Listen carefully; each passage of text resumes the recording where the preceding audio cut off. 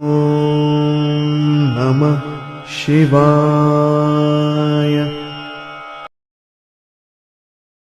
ఓం శాంతి 7/2/2025.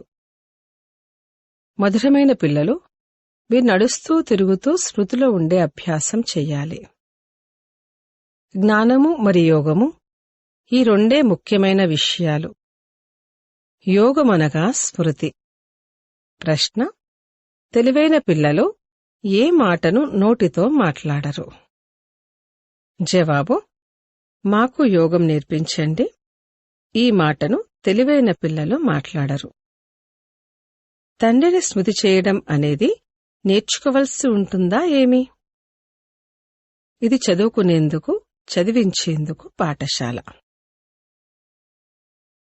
స్మృతి చేయడం కోసము ప్రత్యేకంగా కూర్చోవాలని కాదు. మీరు కర్మలు చేస్తూ తండ్రిని స్మృతి చేసే అభ్యాసం చెయ్యాలి. ఓం శాంతి. ఇప్పుడు ఆత్మిక తండ్రి కూర్చొని ఆత్మిక పిల్లలకు అర్థం చేస్తారు. ఆత్మిక తండ్రి ఈ రథము ద్వారా మనకు అర్థం చేస్తున్నారని పిల్లలకి తెలుసు.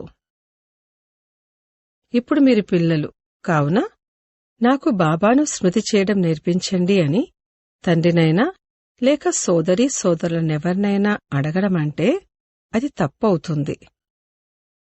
మీరేమీ చిన్నపిల్లలైతే కాదు కదా. ముఖ్యమైంది ఆత్మ అన్నదైతే తెలుసు. ఆత్మ అవినాశి, శరీరము వినాశి. గొప్పది అయితే ఆత్మనే కదా. అజ్ఞాన కాలంలో మనము ఆత్మ అని, శరీరం ద్వారా మాట్లాడుతాము అని ఈ జ్ఞానం ఎవ్వరికీ ఉండదు. దేహాభిమానంలోకి వచ్చి నేను ఇది చేస్తాను అని అంటారు. ఇప్పుడు మీరు దేహీ అభిమానులుగా అయ్యారు. నేను ఈ శరీరం ద్వారా మాట్లాడుతాను, కర్మలు చేస్తాను అని ఆత్మనే అంటుందని మీకు తెలుసు. ఆత్మ పురుష్. తండ్రి అర్థం చేస్తున్నారు. మమ్మల్ని యోగంలో కూర్చోబెట్టండి అన్న మాట అనడం చాలా వరకు వినిపిస్తుంది. నేను కూడా బాబా స్మృతిలో కూర్చుంటాను, వీరు కూడా కూర్చుంటారు అన్న ఆలోచనతో ఎదురుగా ఒకరు కూర్చుంటారు. ఇప్పుడు ఈ పాఠశాల ఏమీ దీనికోసం లేదు.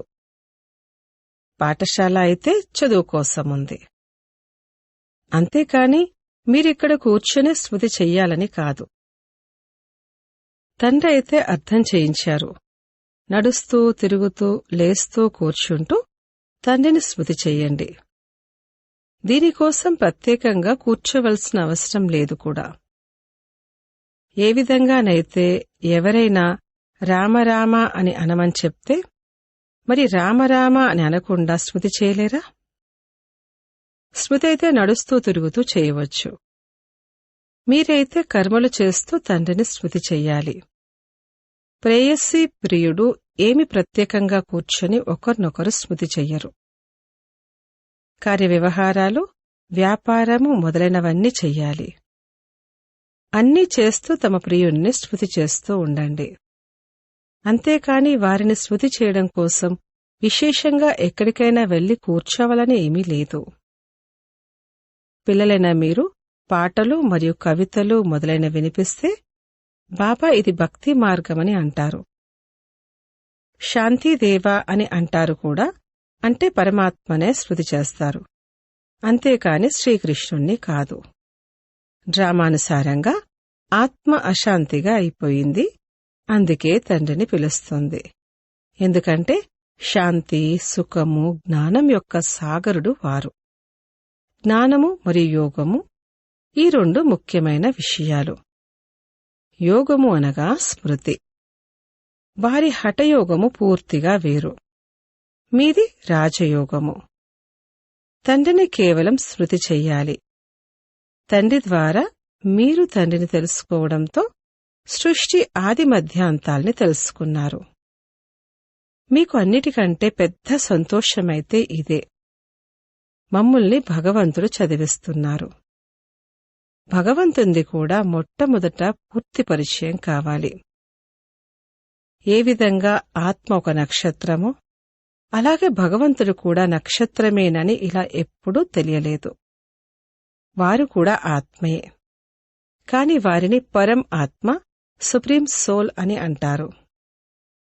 వారెప్పుడూ పునర్జన్మలనైతే తీసుకోరు.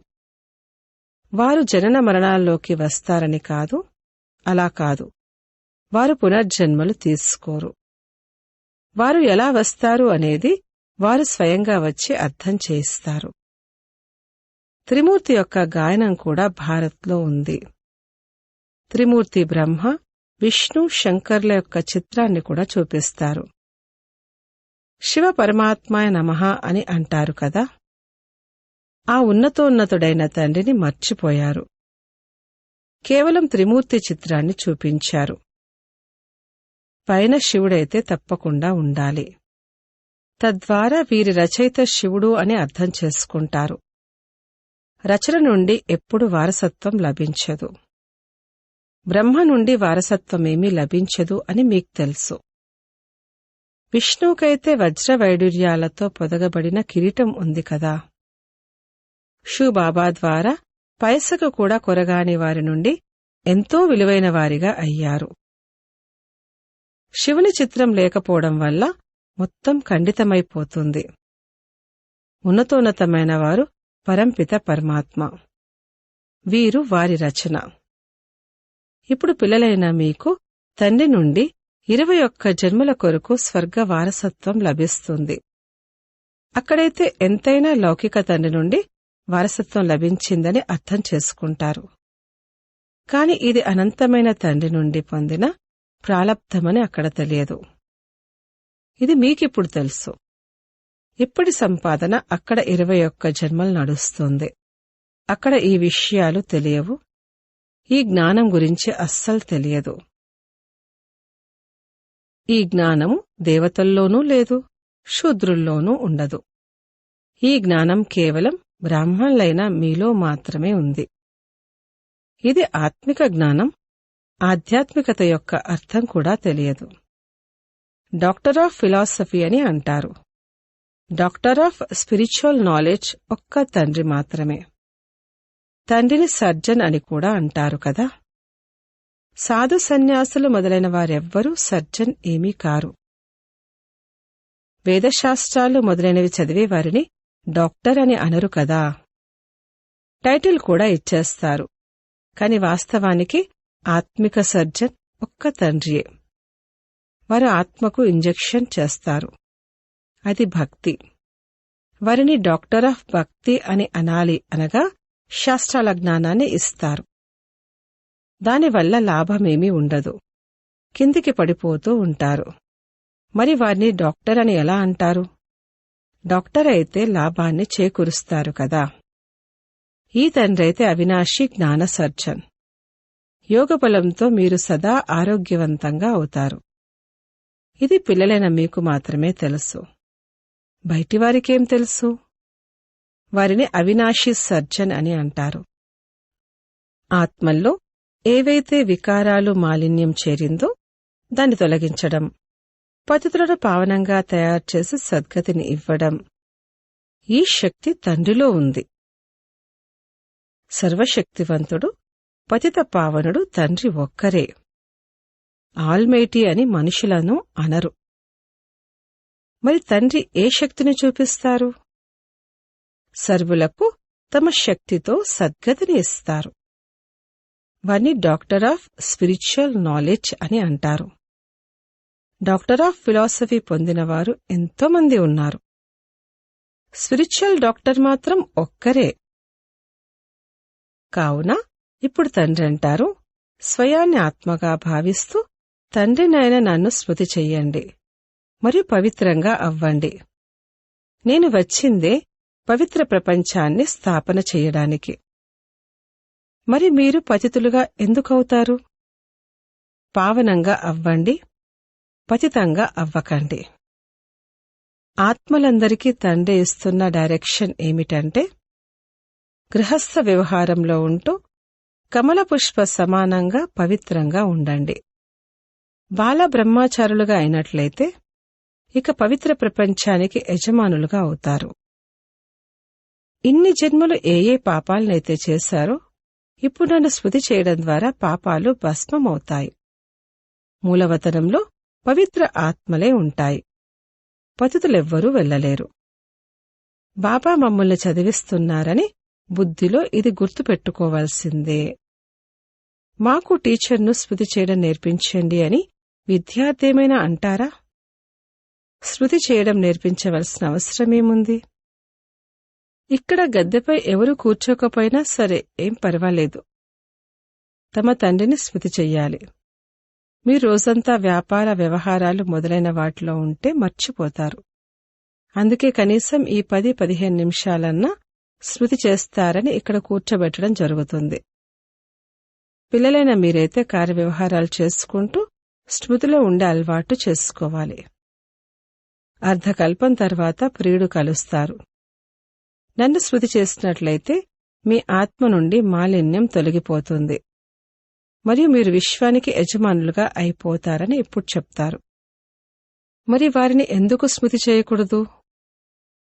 స్త్రీకి ముడివేసేటప్పుడు పతియే నీకు గురువు, ఈశ్వరుడు, సర్వస్వము అని చెప్తారు. కాని ఆమె మిత్ర సంబంధికులు, గురువులు మొదలైన ఎంతో మందిని స్మృతి చేస్తుంది. అది దేహదారుల స్మృతి. ఇక్కడైతే వీరైతే పతులకే పతి. వీరిని స్మృతి చెయ్యాలి. కొందరు మమ్మల్ని యోగంలో కూర్చోబెట్టండి అని అంటారు. కాని దానివల్ల ఏం జరుగుతుంది?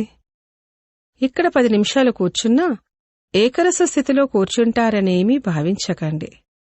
భక్తి మార్గంలో ఎవరినైనా పూజించేందుకు కూర్చున్నప్పుడు బుద్ధి చాలా భ్రమిస్తూ ఉంటుంది. నవవిధ భక్తి చేసేవారికి మాకు సాక్షాత్కారం కలగాలి అన్న ఈ తపనే వెంటాడుతూ ఉంటుంది. ఆ ఆశతో పెట్టుకుని కూర్చుని ఉంటారు. ఒక్కరి ప్రేమతో కూడిన లగ్నంలో లవలీనమైపోతారు. అప్పుడు సాక్షాత్కారమవుతుంది. వారిని నవవిధ భక్తులు అని అంటారు. ఆ భక్తి ఎలా ఉంటుందంటే ప్రేయసీ ప్రియుల మధ్యన సంబంధంలా ఉంటుంది. తింటూ తాగుతూ బుద్ధిలో వారి స్మృతి ఉంటుంది. వారిలో వికారాల విషయమేమీ ఉండదు. శరీరం పట్ల ప్రేమ కలుగుతుంది. ఒకరినొకరు చూసుకోకుండా ఉండలేకపోతారు. ఇప్పుడు పిల్లలైన మీకు తండ్రి అర్థం చేయించారు. నన్ను స్మృతి చేయడం ద్వారా మీ వికర్మలు వినాశనమవుతాయి. మీరు 84 జన్మలు ఎలా తీసుకున్నారు? బీజాన్ని స్మృతి చేయడం ద్వారా మొత్తం వృక్షమంతా స్మృతిలోకి వస్తుంది. ఇది వెరైటీ ధర్మాల వృక్షం కదా. భారత్ ఒకప్పుడు గోల్డెన్ ఏజ్లో ఉండేదని, ఇప్పుడు ఐరన్ ఏజ్లో ఉందని కేవలం మీ బుద్ధిలో మాత్రమే ఉంది. ఈ ఇంగ్లీష్ పదాలు బాగున్నాయి. ఈ పదాలతో అర్థం బాగా తెలియచేయబడుతుంది. ఆత్మ సత్యమైన బంగారంలా ఉంటుంది. తర్వాత అందులో మాలిన్యం కలుస్తుంది. ఇప్పుడు పూర్తిగా అసత్యంగా అయిపోయింది. దాన్ని ఇనుపయుగపు ఆత్మ అని అంటారు. ఆత్మలు ఇనుపయుగ ఆత్మలుగా అయ్యేటప్పటికీ ఆభరణాలు కూడా అలాగే అయిపోయాయి. ఇప్పుడు తండ్రి అంటారు, నేను పతిత పావనన్ని, నన్నొక్కర్నే స్మృతి చెయ్యండి. ఓ పతిత పావన రండి అని నన్ను పిలుస్తారు. నేను కల్పకల్పం వచ్చి మీకు ఈ యుక్తిని తెలియచేస్తాను. మన్మనాభవ మధ్యాజీభవ అనగా స్వర్గానికి యజమానులుగా అవ్వండి అని అర్థం. కొందరంటారు, మాకు యోగంలో చాలా ఆనందం కలుగుతుంది, కాని జ్ఞానంలో అంత ఆనందం కలగదు. ఇక వారు కేవలం యోగం చేసి వెళ్ళిపోతారు. యోగమే బాగా అనిపిస్తుంది. మాకైతే శాంతి కావాలి అని అంటారు. అచ్చా, తండ్రినైతే ఎక్కడైనా కూర్చుని స్మృతి చెయ్యండి. స్మృతి చేస్తూ చేస్తూ మీరు శాంతిధామానికి వెళ్ళిపోతారు. ఇందులో యోగం నేర్పించే విషయమేమీ లేదు. తండ్రిని స్మృతి చెయ్యాలి.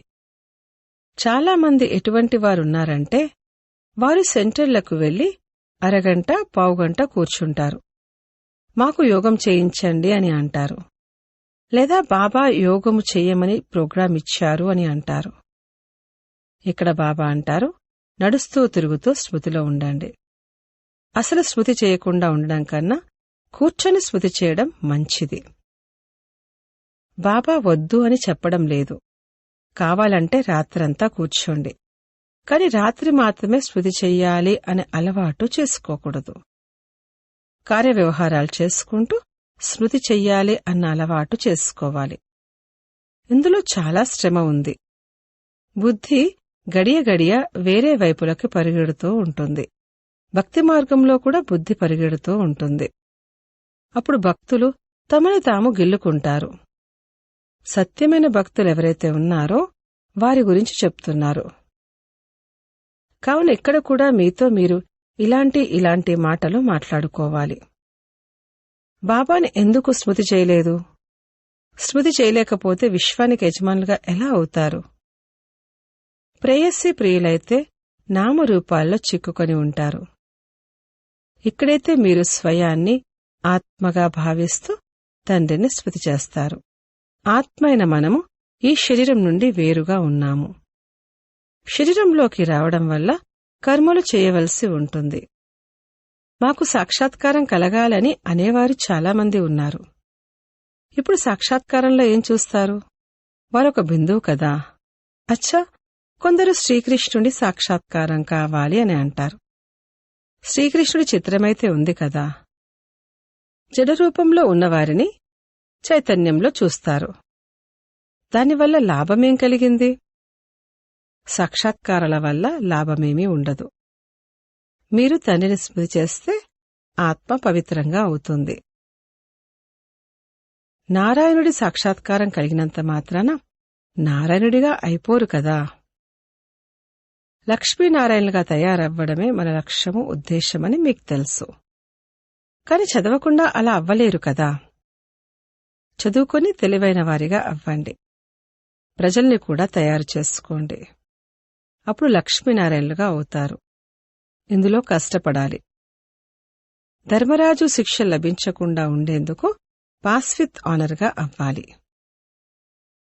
ఈ అత్యంత ప్రియమైన బిడ్డ కూడా మీతో పాటు ఉన్నారు. మీరు చురుకుగా ముందుకు వెళ్లవచ్చని వీరు కూడా అంటారు. బాబా పైనైతే ఎంత భారముంది. మొత్తం రోజంతా ఎంతగా ఆలోచించవలసి ఉంటుంది. నేను అంతగా స్మృతి చేయలేకపోతాను. భోజనం చేసేటప్పుడు కాసేపు స్మృతి ఉంటుంది, మళ్ళీ మర్చిపోతాను. బాబా మరియు నేను ఇద్దరూ షికారుకి వెళ్తున్నాము అని అనుకుంటాను. షికారు చేస్తూ చేస్తూ బాబాను మర్చిపోతాను. ఇది జారిపోయే వస్తువు కదా. గడియ గడియ స్మృతి జారిపోతుంది. ఇందులో చాలా శ్రమ ఉంది. స్మృతితోనే ఆత్మ పవిత్రంగా అవ్వనున్నది. అనేకులను చదివిస్తే ఉన్నత పదవిని పొందుతారు. ఎవరైతే బాగా అర్థం చేసుకుంటారో వారు మంచి పదవిని పొందుతారు. ప్రదర్శనలో ఎంతమంది ప్రజలు తయారవుతారు? మీరు ఒక్కొక్కరు లక్షలాది మంది సేవ చేస్తారు. అలాగే మీ అవస్థ కూడా అలా ఉండాలి. కర్మాతీత అవస్థ ఏర్పడితే ఇక శరీరం ఉండదు. ఇప్పుడు ఇక యుద్ధం తీవ్రత పెరుగుతుంది. ఇక ఎంతోమంది మీ వద్దకు వస్తూ ఉంటారని మున్ముందు మీకు అర్థమవుతుంది. మహిమ పెరుగుతూ ఉంటుంది. అంతిమంలో సన్యాసులు కూడా వస్తారు. తండ్రిని స్మృతి చేయడం మొదలు పెడతారు. ముక్తిధామానికి వెళ్లడమే వారి పాత్ర. జ్ఞానమైతే తీసుకోరు. మీ సందేశము ఆత్మలందరి వద్దకు చేరుకోవాలి. వార్తాపత్రికల ద్వారా ఎంతోమంది వింటారు. ఎన్ని ఊర్లు ఉన్నాయి? అందరికీ సందేశాన్ని ఇవ్వాలి. సందేశాన్నిచ్చే మెసెంజర్, పైగాంబర్ మీరే. పతితం నుండి పావనంగా తయారు చేసేవారు తండ్రి తప్ప ఇంకెవ్వరూ లేరు. ధర్మస్థాపకులు ఎవ్వర్ని పావనంగా చేస్తారని కాదు. వారి ధర్మము వృద్ధి చెందవలసి ఉంటుంది. మరి వారు తిరిగి వెళ్లే మార్గాన్ని ఎలా చెప్తారు? సర్వుల సద్గతిదాత ఒక్కరే. పిల్లలైన మీరిప్పుడు పవిత్రంగా తప్పకుండా అవ్వాలి. పవిత్రంగా ఉండని వారు ఎంతోమంది ఉన్నారు. కామము మహాశత్రువు కదా. మంచి మంచి పిల్లలు పడిపోతారు. చెడు దృష్టి కూడా కామం యొక్క అంశమే. ఇది పెద్ద సైతాను. తండ్రి అంటారు, దీనిపై విజయం పొందడం ద్వారా జగజ్జీతులుగా అవుతారు. అచ్చా, మధురాతి మధురమైన సిక్కిలదే పిల్లలకు మాతాపిత బాప్దాదాల ప్రియస్మృతులు మరియు గుడ్ మార్నింగ్. ఆత్మిక పిల్లలకు ఆత్మిక తండ్రి నమస్తే. ధారణ కొరకు ముఖ్య సారము. 1వ పాయింట్, కార్యవ్యవహారాలు చేసుకుంటూ స్మృతిలో ఉండే అలవాటు చేసుకోవాలి. తండ్రితో పాటు వెళ్లేందుకు మరియు కొత్త పావన ప్రపంచానికి యజమానులుగా అయ్యేందుకు పవిత్రంగా తప్పకుండా అవ్వాలి. 2, ఉన్నత పదవిని పొందేందుకు అనేకుల సేవ చెయ్యాలి. అనేకులను చదివించాలి. సందేశకులుగా అయ్యి ఈ సందేశాన్ని అందరి వద్దకు చేర్చాలి. వరదానము: స్నేహమనే ఒడిలో ఆంతరిక సుఖాన్ని మరియు సర్వశక్తులను అనుభవం చేసే యథార్థ పురుషార్థీ భవ. ఎవరైతే యథార్థ పురుషార్థులో వారెప్పుడూ శ్రమను లేక అలసటను అనుభవం చెయ్యరు. సదా ప్రేమలో ఆనందంగా లీనమై ఉంటారు. వారు సంకల్పం ద్వారా కూడా సమర్పితమైన కారణంగా ఎలా అనుభవం చేస్తారంటే మమ్మల్ని బాప్దాదా నడిపిస్తున్నారు. శ్రమ అనే కాళ్లతో కాకుండా స్నేహమనే ఒడిలో వెళ్తున్నాము. స్నేహమనే ఒడిలో సర్వప్రాప్తుల అనుభూతి కలిగిన కారణంగా వారు నడవడం కాదు, సదా సంతోషంలో, ఆంతరిక సుఖంలో, సర్వశక్తుల అనుభవంలో ఎగురుతూ ఉంటారు. స్లోగన్: నిశ్చయం రూపి పునాది పక్కాగా ఉన్నట్లయితే శ్రేష్ఠ జీవితం యొక్క అనుభవం స్వతహాగా అవుతుంది. అవ్యక్త సూచనలు: ఏకాంత ప్రియులుగా అవ్వండి. ఏకతను మరియు ఏకాగ్రతను అలవర్చుకోండి. అనేకతలో ఏకత. ప్రాక్టికల్గా అనేక దేశాలు, అనేక భాషలు, అనేక రూపాలు, రంగులు, కాని అనేకత ఉన్నప్పటికీ అందరి హృదయాల్లో ఏకత ఉంది కదా. ఎందుకంటే హృదయంలో ఒక్క తండ్రి ఉన్నారు. ఒకే శ్రీమతంపై నడిచేవారు. అనేక భాషల వారున్నప్పటికీ మనసు పాడే పాట, మనసు యొక్క భాష ఒక్కటే. ఓం శాంతి.